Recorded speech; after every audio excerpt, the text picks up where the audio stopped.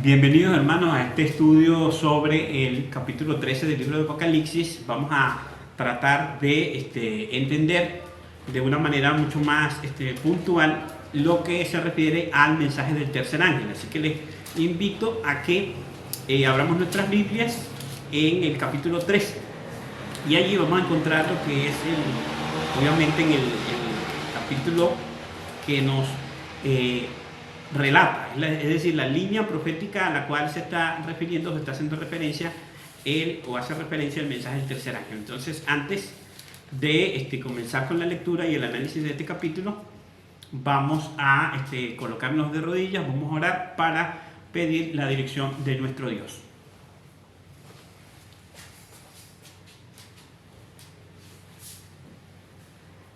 Oremos. Padre nuestro que estás en los cielos, santificado y glorificado sea su santo y bendito nombre. Señor, en esta hora estamos suplicando humildemente su dirección, suplicando que pueda dirigir nuestras mentes, que pueda llenarnos con su poder, con su Santo Espíritu, para que nuestro entendimiento sobre la profecía pueda ser claro y podamos discernir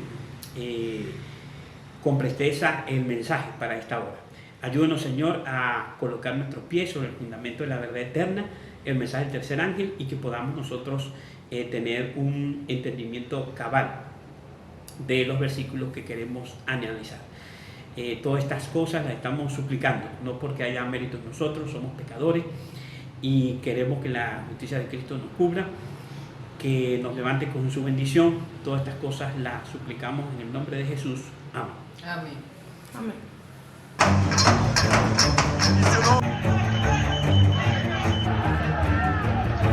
If we respond, it is World War III.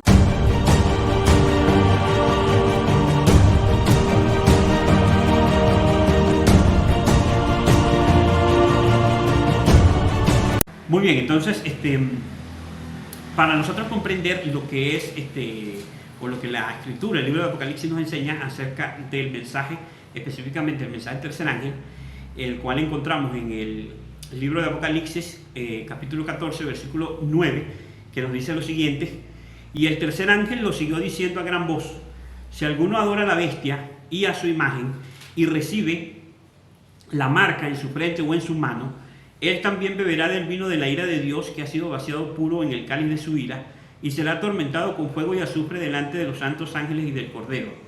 Y el humo de sus tormentos sube por los siglos de los siglos, y no tiene reposo de día ni de noche los que adoran a la bestia y a su imagen, ni nadie que reciba la marca de su nombre. Aquí está la paciencia de los santos, los que guardan los mandamientos de Dios y la fe de Jesús.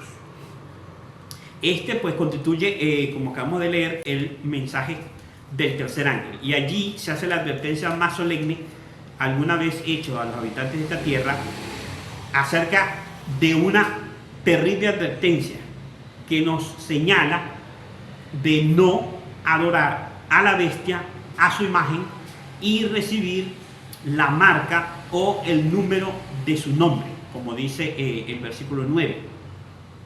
Se nos menciona y se nos señala cuál es el terrible, o cuál será el terrible fin, el terrible destino de aquellos que adoren a la bestia, a la imagen de la bestia, y que reciban la marca o el símbolo de autoridad en su frente o en su mano derecha, como se menciona allí, que dice allí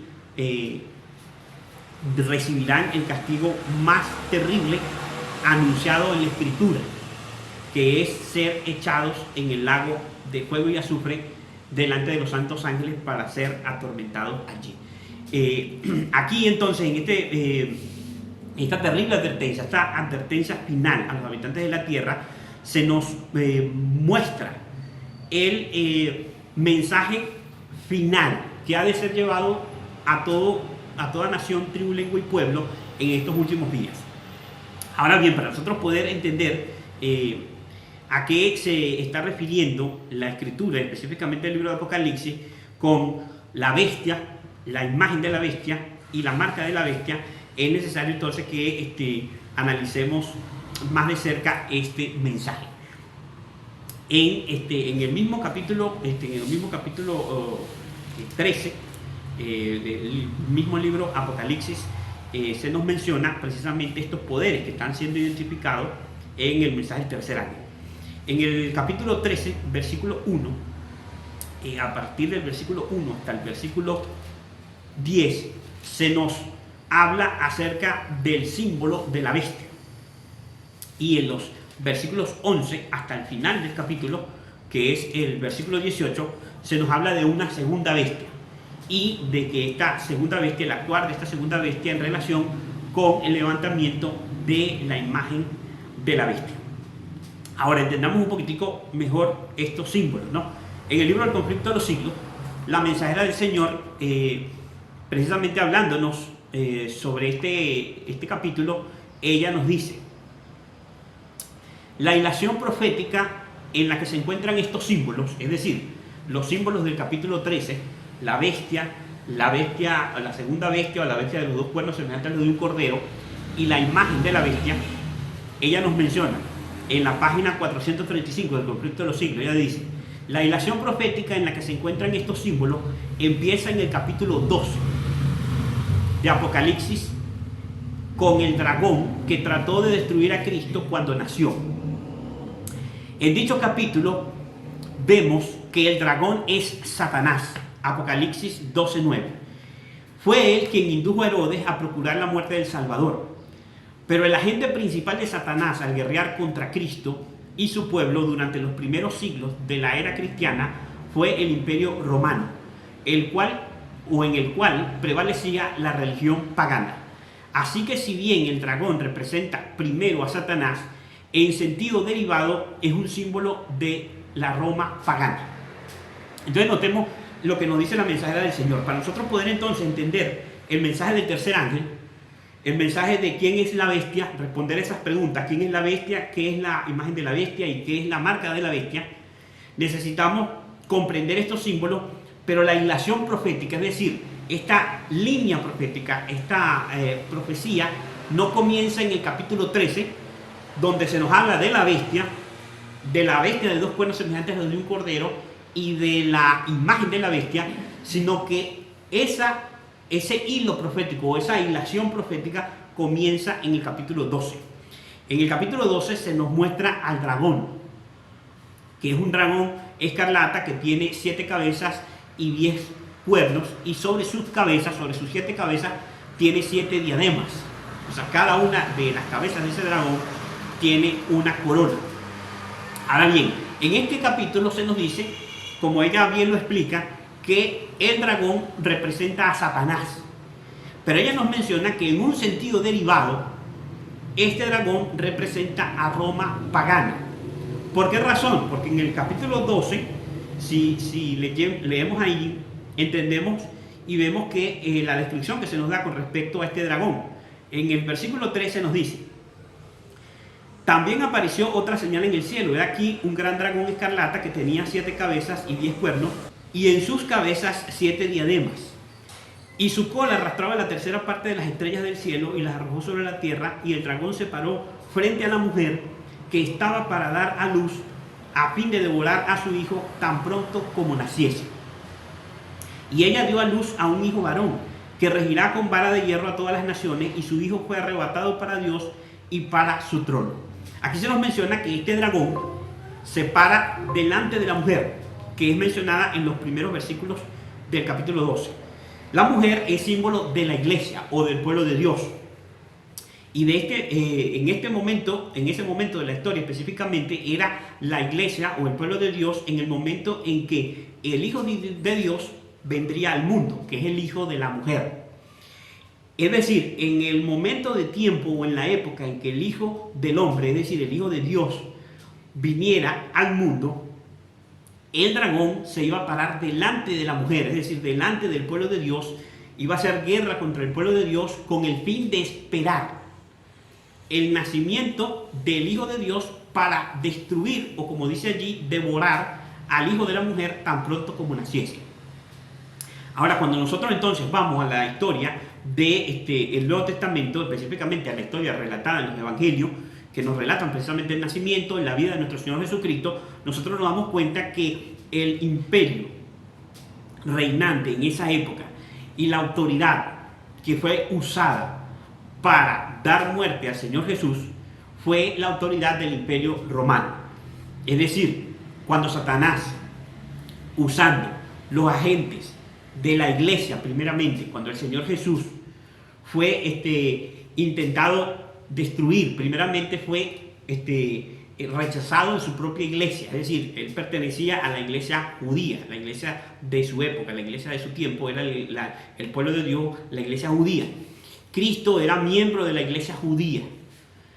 Ellos no soportaron la predicación de Cristo. En muchas de las ocasiones en que predicó en la sinagoga, fue perseguido. En cierta ocasión se le intentó inclusive despeñar, pero los ángeles del Señor lo defendieron. Y mientras el Señor Jesús predicaba, el Sanedrín comenzó a percibirlo como una amenaza. El Sanedrín, es decir, la principal autoridad de la iglesia de ese entonces, conspiró para que Cristo fuese entregado y que se le realizase un juicio eclesiástico. Eso obviamente lo relata los evangelios, precisamente pues en lo que nosotros conocemos o se le llama la Semana de la Pasión, que fue la última semana de vida del Salvador. El Salvador entonces es traicionado, es entregado a la autoridad de la iglesia, la cual era su propósito, juzgarlo con el propósito de detener su predicación, detener sus palabras, detener su ministerio, y entonces fue llevado delante de la autoridad eclesiástica, y una vez que ellos lo condenan, es decir, que lo sentencian a muerte, ellos entonces no tienen la autoridad para llevar a cabo la sentencia. Y entonces es cuando nos dice el Evangelio que es llevado a la autoridad que sí tenía el poder civil en su mano, que era en este caso el procurador romano, es decir, en el caso de la provincia de Judea, Poncio Pilato, bajo la autoridad del Imperio Romano o del César. Cristo entonces es llevado ante la presencia de este hombre, obviamente ciudadano romano, y allí comienza el juicio sobre Jesús, en el cual, como nosotros entendemos muy bien, él es condenado. Ahora, lo que nos está entonces diciendo la Escritura es que si bien Satanás es señalado en el capítulo 12 del libro de Apocalipsis como ese dragón que tiene 7 cabezas y 10 cuernos, y que es un dragón escarlata, en un sentido derivado, el instrumento usado por Satanás en la época en la cual vivió Cristo entre los hombres para destruir a Cristo, se usó como instrumento al Imperio Romano. Fue el poder civil que utilizó Satanás para lograr darle fin a la vida de nuestro Salvador. Ahora bien, esto es precisamente lo que nos está mencionando la profecía, y por eso pues la hilación profética del capítulo 13 nos lleva al capítulo 2. Necesitamos entender entonces que el dragón representa Roma pagana. El dragón de Apocalipsis capítulo 12 representa Roma pagana. Ahora avancemos. En el capítulo 13, vuelvo a la lectura del capítulo 6, ¿no? En el capítulo 13 se describe otra bestia, parecida a un leopardo, a la cual el dragón le dio su poder y su trono y grande autoridad. Ahora notemos, en el capítulo 13, como nos acaba de mencionar el libro El Conflicto de los Siglos, nos dice de la siguiente manera en el versículo 1, dice: me paré sobre la arena del mar y vi subir del mar una bestia que tenía 7 cabezas y 10 cuernos, y en sus cuernos 10 diademas, y sobre sus cabezas un nombre blasfemo. Ahora notemos por un momento la descripción que se nos hace de esta bestia en relación con el dragón. Número 1, el dragón se lo describe como un dragón rojo, o sea, un dragón escarlata, con 7 cabezas y 10 cuernos. Pero se nos dice que tiene diademas o 7 diademas en sus cabezas. Inmediatamente en el capítulo 13 se nos dice que aparece una bestia, la cual tiene 7 cabezas y 10 cuernos. Pero las diademas están sobre sus cuernos y no sobre sus cabezas. Entonces notamos lo que nos está mencionando acá el símbolo. Si bien vemos el parecido que hay entre el dragón y la bestia, puesto que los dos poderes tienen 7 cabezas y 10 cuernos, se nos menciona que las diademas, en el caso de Roma pagana, están sobre las cabezas y las diademas, en el caso de la bestia, están sobre los cuernos. Es decir, que la bestia representa, como lo vamos a ver a continuación, la continuidad del poder del dragón, pero obviamente en una época diferente, donde los 10 cuernos tuvieran el poder. El dragón representa a Roma cuando el poder romano, es decir, la cabeza que representaba a Roma, tenía el poder y por lo tanto la diadema, la corona, estaba sobre esa cabeza. Los cuernos no tenían corona porque no tenían poder real. En el caso de la bestia, las coronas están sobre los cuernos porque la bestia se refiere al periodo de Roma donde la división de las tribus bárbaras había llegado a su apogeo y donde las tribus bárbaras eran las que ejercían el poder civil a lo largo del imperio romano.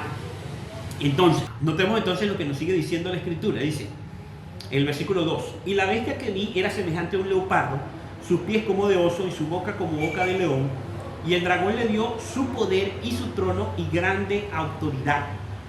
Entonces notemos lo que el dragón hace con la bestia.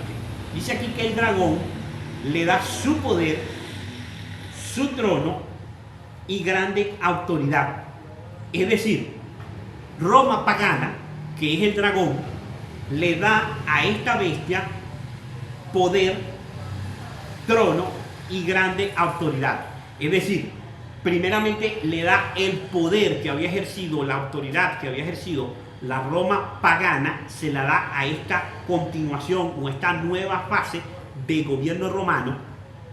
Le da su trono, es decir, el lugar donde reside su poder, es decir, la ciudad donde reside su poder, es decir, la ciudad de Roma, y le da gran autoridad. Así que aquí se nos está mencionando que este poder, la bestia, es la continuación de Roma pagana en una nueva fase donde Roma, es decir, la Roma pagana, cambia su sede, es decir, cambia su trono, y al cambiar su trono le cede su trono, es decir, la sede del imperio, la ciudad de Roma, la cede a otro poder. Ahora, ¿cuál es ese otro poder? Como nos menciona aquí claramente el libro del conflicto de los siglos, nos dice: este símbolo, es decir, la bestia, como lo han creído la mayoría de los protestantes, representa al papado, el cual heredó el poder y la autoridad del antiguo imperio romano.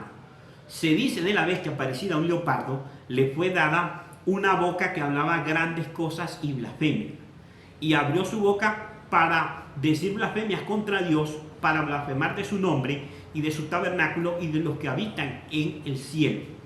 Y se le fue permitido hacer guerra contra los santos y vencerlos, y le fue dada autoridad sobre toda tribu, pueblo, lengua y nación. Esta profecía, que es casi la misma que la descripción del cuerno pequeño en Daniel 7, se refiere sin duda al papado. Entonces, notemos que a la bestia, dice como acabamos de leer allí, dice que se le fue dada una boca que hablaba grandes cosas y blasfemias, y la bestia hablaba grandes cosas y blasfemias, y se le dio autoridad para actuar 42 meses. Esto es sumamente interesante porque más adelante vamos a volver o vamos a mencionar lo que representa una bestia cuando habla, es decir, cuando estas bestias, estos símbolos de los cuales se nos está mencionando aquí, hablan. Y esto es sumamente importante entenderlo porque esta boca que hablaba grandes cosas, refiriéndose al papado, está hablando de los decretos papales y de las leyes que impuso el papado para imponer su autoridad. Y todas las blasfemias en las cuales incurrió el papado, que fueron instituidas, fueron confirmadas dentro de los predios del Imperio Romano por medio de bulas papales. que eran precisamente los medios por los cuales el papado constituyó su autoridad. Dogmas como el dogma de la infalibilidad, dogmas como el hecho de ser el sucesor de Constantino, el sucesor de Pedro, el heredero de los Césares. Todas estas estratagemas usadas por el papado para perpetuar su poder fueron por medio de decretos papales. Ahora bien, la profecía no se detiene allí. Obviamente, la descripción de lo que es la bestia, o la primera bestia, como algunos lo mencionan en este capítulo 13, termina en el versículo 10. La mensajera del Señor nos dice lo siguiente: y le fue dada autoridad para hacer sus obras 42 meses. Y dice el profeta: vi una de sus cabezas como si hubiese sido herida de muerte, y además, si alguno lleva en cautiverio, irá. Si alguno mata con espada, es preciso que él sea muerto a espada. Los 42 meses son lo mismo que un tiempo y 2 tiempos y la mitad de un tiempo. Es decir, 3 años y medio o 1260 días de Daniel capítulo 7. El tiempo durante el cual el poder papal debía oprimir al pueblo de Dios. Este periodo, como lo indica en otra parte anterior de este capítulo, ella dice, como fue indicado en capítulos anteriores, empezó con la supremacía del papado en el año 538 y terminó en 1798.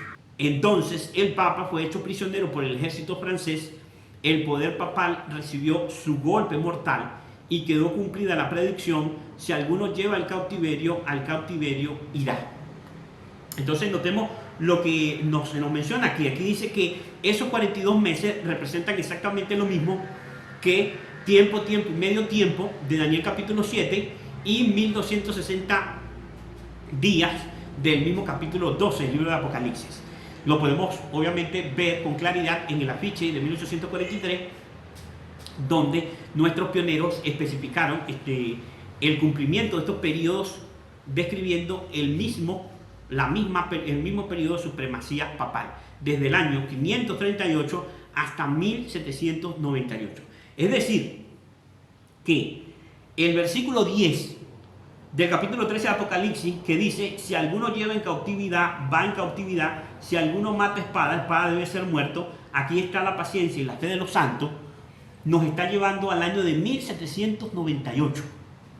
Es decir, que el versículo 10 de Apocalipsis 13 nos lleva al año de 1798. En ese momento dice, o continúa la descripción de la profecía. En el versículo 11 dice: después vi otra bestia que subía de la tierra y tenía 2 cuernos semejantes a los de un cordero, pero hablaba como dragón. Ahora noten lo que dice la mensajera del Señor. Y aquí preséntase otro símbolo. El profeta dice: vi otra bestia que subía de la tierra y tenía 2 cuernos semejantes a los de un cordero. Tanto el aspecto de esta bestia como el modo en que sube indica que la nación que representa difiere de las representadas en los símbolos anteriores. Los grandes reinos que han gobernado el mundo le fueron presentados al profeta Daniel en forma de bestias que surgían mientras los 4 vientos del cielo combatían en el gran mar. Daniel 7:2. En Apocalipsis 17, un ángel explicó que las aguas representan pueblos y naciones y lenguas. Apocalipsis 17:15. Los vientos simbolizan luchas. Los 4 vientos del cielo que combatían en el gran mar representan los temibles dramas de conquista y revolución por los cuales los reinos alcanzaron el poder. Pero la bestia, con cuernos semejantes a los de un cordero, subía de la tierra. En lugar de derribar a otras potencias para establecerse, la nación así representada debe subir en un territorio hasta entonces desocupado y crece gradual y pacíficamente. No podía pues subir entre las naciones populosas y belicosas del viejo mundo, ese mar turbulento de pueblos, muchedumbre, naciones y lenguas. Hay que buscarla en el continente occidental. Entonces notemos lo que nos menciona allí. Aquí se nos dice que en el versículo 11 se nos muestra otra bestia que tiene cuernos semejantes a los de un cordero. el contraste que se presenta entonces de esta bestia con las dos anteriores, es decir, con el dragón y con la bestia semejante a un leopardo, a un león y a un oso de los versículos anteriores, dice que contrasta, el contraste es bastante notable, puesto que esta es una bestia que parece un cordero, tiene cuernos como los de un cordero, en contraposición a las bestias anteriores, que eran obviamente animales más feroces y depredadores. Ahora, es decir, que esta nación representa una nación que habría de ser hasta cierto punto o sostener principios pacíficos, y que esta nación, a diferencia de las naciones anteriores, como en el caso de la bestia o de la primera bestia mencionada en el versículo 1 del capítulo 13, que salía del mar, esta bestia dice acá que subía de la tierra. Es decir, que sube en un sitio diferente al cual surgió la bestia. Las aguas son símbolos de ¿qué? De pueblos, naciones y muchedumbre. Así que las aguas representan, en este contexto de Apocalipsis, representan el lugar donde surgen los grandes imperios universales mencionados en el libro de Daniel, es decir, Babilonia, Medo-Persia, Grecia y Roma. Es decir, estamos hablando del viejo mundo, ese mar de naciones, de imperios que durante siglos han luchado y combatido los unos contra los otros. Esta bestia que se menciona en el versículo 11 debe surgir en otro territorio, hasta entonces deshabitado, puesto que se nos dice que sale de la tierra, en contraposición a los que se nos habla acerca del papado, que surge entre las naciones populosas del viejo mundo. Es decir, la tierra entonces representa el continente occidental, es decir, la América, mientras que las aguas representarían el viejo mundo. Ahora bien, otro detalle que se nos menciona acá entonces de la profecía es que esta bestia debía subir de la tierra y que su crecimiento debía ser hasta cierto punto pacífico. Ahora, aquí cualquiera podría disentir y decir, pero ¿cómo puede una nación nacer en unas condiciones pacíficas? Vayamos y tratemos de mencionar a qué se nos refiere con esto. Sigue diciendo en la página 436. Noten la ubicación de tiempo. Dijimos que el versículo 10 se refería a 1798. Aquí se nos dice cuál era en 1798 la nación del Nuevo Mundo cuyo poder estuviera entonces desarrollándose de modo que se anunciara como una nación fuerte y grande, capaz de llamar la atención del mundo. La aplicación del símbolo no admite duda alguna. Una nación, y solo una, responde a los datos y rasgos característicos de esta profecía. No hay duda de que se trata aquí de los Estados Unidos de Norteamérica. Una y otra vez, el pensamiento y los términos de autores sagrados han sido empleados inconscientemente por los oradores e historiadores al describir el nacimiento y crecimiento de esta nación. El profeta vio que la bestia subía de la tierra, y según los traductores, la palabra dada aquí por subía significa literalmente crecía o brotaba como una planta. Y como ya lo vimos, la nación debe nacer en un territorio hasta entonces desocupado. Un notable escritor, al escribir del desarrollo de los Estados Unidos, habla de el misterio de su desarrollo de la nada. Y dice, como silenciosa semilla crecimos hasta llegar a ser un imperio. Un periódico europeo habló en 1850 de los Estados Unidos como de un imperio maravilloso que surgía y que en el silencio de la tierra crecía constantemente en poder y gloria. Y Edward Everett, en su discurso acerca de los peregrinos fundadores de esta nación, dijo: buscaron un lugar retirado que por su oscuridad resultara inofensivo y seguro en su aislamiento, donde la pequeña iglesia de Leiden pudiese tener libertad de conciencia. He aquí las inmensas regiones sobre las cuales en pacífica conquista han plantado los estandartes de la cruz. Ahora entonces notamos algo aquí interesante que nos menciona la hermana White. Ella nos dice que la única que cumple las descripciones de la profecía, es decir, la única nación que en 1798 se levantaba en el escenario mundial como a manera de una planta, es decir, que lentamente crecía para convertirse en el Imperio Universal en 1798, la única nación que cumple esta descripción es Estados Unidos de Norteamérica, porque era la única nación en el Nuevo Mundo, es decir, en la América, en la totalidad de América, que desde el año de 1798 se hubiese estado levantando para convertirse en el Imperio Universal. Y por eso la profecía es exacta y no deja lugar a duda, que solamente Estados Unidos de Norteamérica cumple la descripción de la profecía y está representada por la bestia de 2 cuernos semejante a los de un cordero. Un detalle interesante que también menciona la mensajera del Señor es el hecho de que vez tras vez los historiadores y los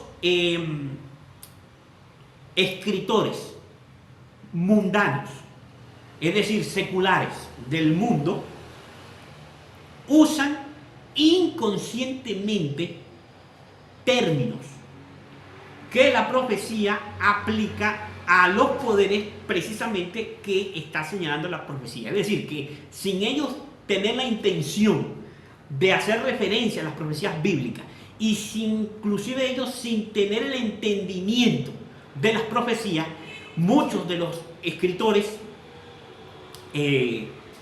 historiadores, hoy en día podríamos decir periodistas, analistas políticos, usan inconscientemente términos que asocian a los poderes de la tierra precisamente con las palabras que menciona la profecía, para que sirva de evidencia para aquel que está estudiando la profecía y pueda dar cuenta del cumplimiento de estos símbolos que se nos presentan en las profecías. Es decir, que muchas veces hoy en día nosotros podemos inclusive al ver un noticiero, ver cómo tal vez un periodista o un analista político, un analista económico use un término de la profecía inconscientemente y verdaderamente esté señalando el cumplimiento de la profecía. Esto es un principio que también nos sirve para nosotros estudiar la profecía en nuestra época.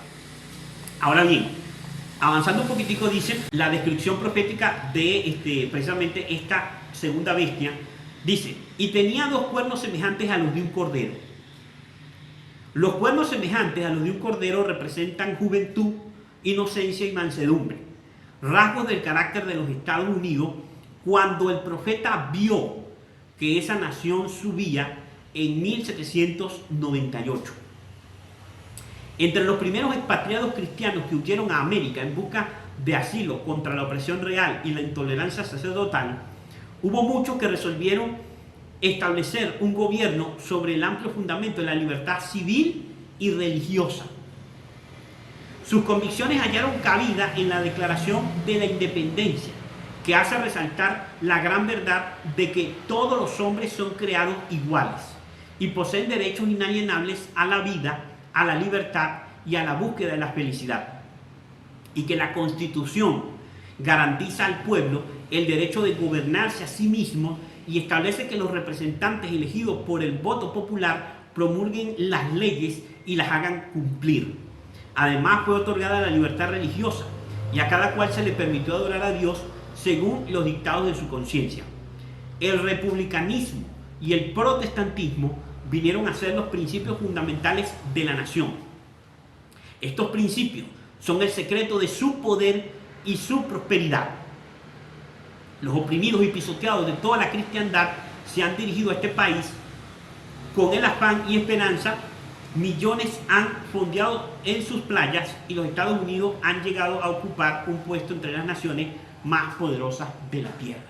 Entonces aquí nos está mencionando la profecía que estos 2 cuernos semejantes a los de un cordero son o representan 2 poderes, y que estos poderes son un reflejo y una manifestación de el reino del Cordero, del reino de Cristo. Es decir, que estos dos principios manifestados en estos dos poderes, el republicanismo y el protestantismo, es decir, aquellos expatriados que en el comienzo de las colonias americanas tuvieron el deseo de un gobierno cimentado bajo la base de la libertad civil y religiosa, fueron aquellas personas que fueron inspiradas por Dios para levantar un gobierno en la América,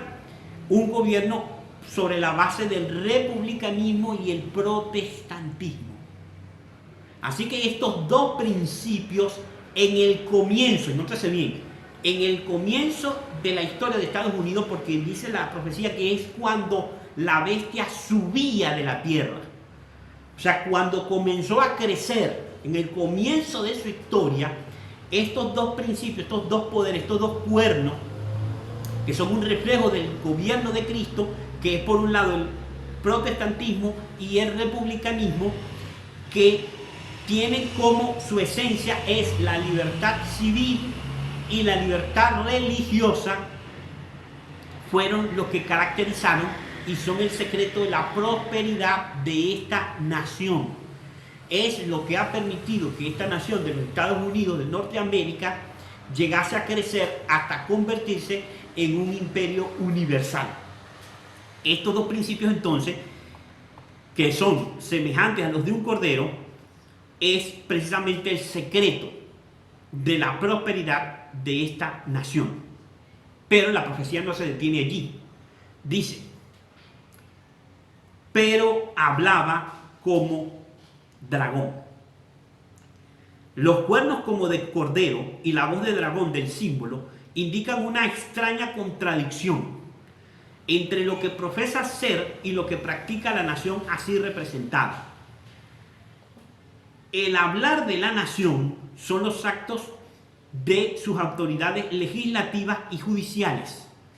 Por esos actos, la nación desmentirá los principios liberales y pacíficos que expresó como fundamentos de su política.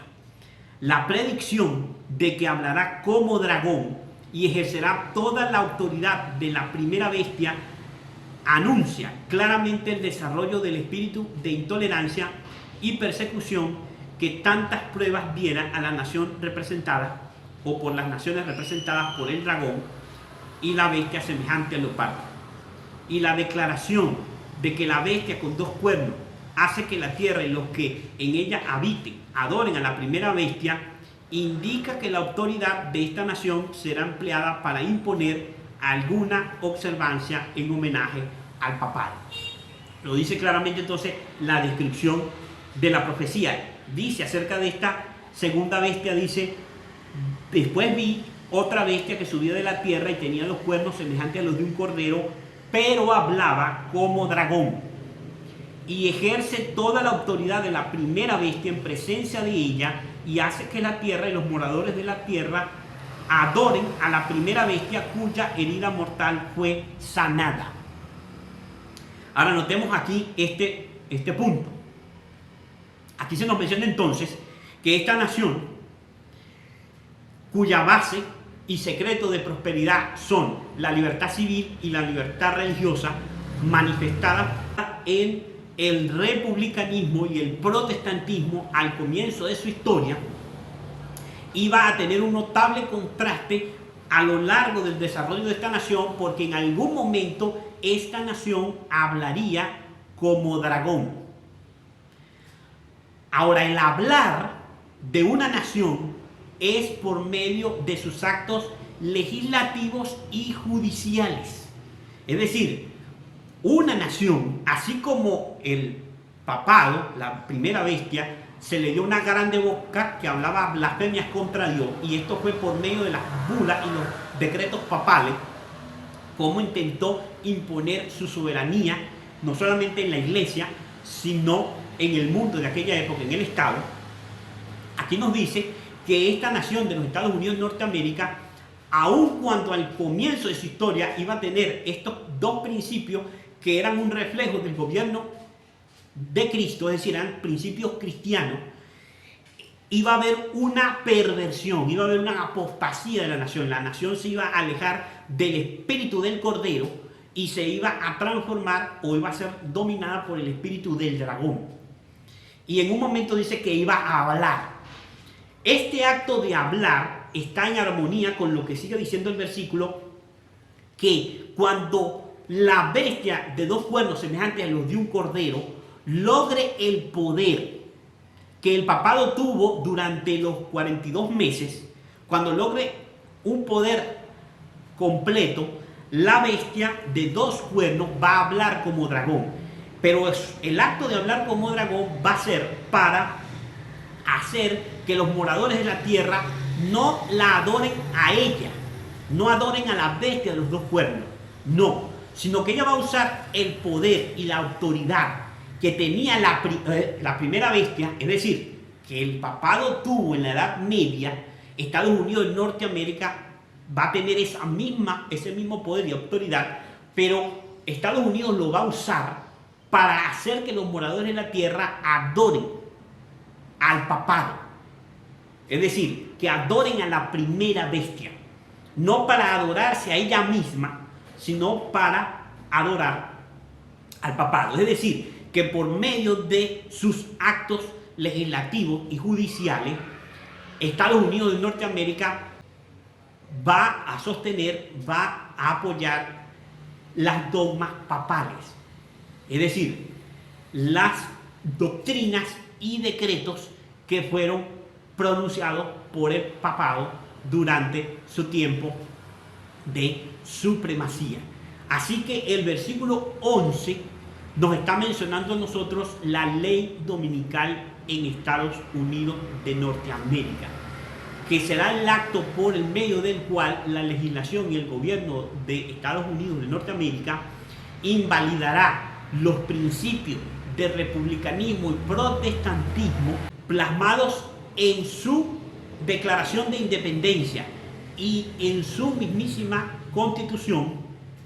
Estos principios van a ser negados por el gobierno de los Estados Unidos de Norteamérica.